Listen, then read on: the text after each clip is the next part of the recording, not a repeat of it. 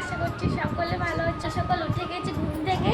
আমি ভাবছি আজকে আমি ফুল ব্লগ দেবো, কেননা বড় ব্লগ অনেকদিন দেওয়া হয়নি, আর ইউটিউবেও ব্লগ পোস্ট করবো এবার থেকে।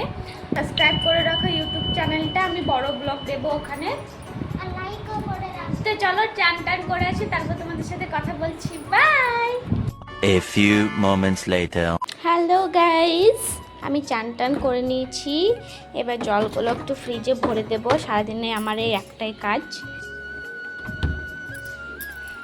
তারপর আমি বসে বসে বোর হচ্ছিলাম, তাই ভাবলাম যে একটু স্কিন কেয়ারটাই করে নিই। সেরকম কিছু না, বাট মুখ দিয়ে প্রচুর অয়েলি স্কিন, তো তেল বেরোচ্ছে, তাই ভাবলাম একটু বরফ লাগিয়ে নিই, তাহলে একটু তেল তেলটা যাবে। বসে পড়লাম মুখে ঘষতে বরফটা।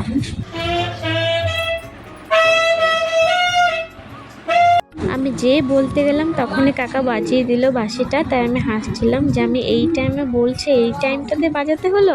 আমি ছোটো মাকেও বলতে যাচ্ছি ওই ঘরে, দেখো আমি যখনই বলতে গেলাম তখনই কাকা প্যাঁ করে উঠলো। সারাদিন বেশ টাইমটা পেরিয়ে যায় আমাদের গান বাজনা এইসব করেই।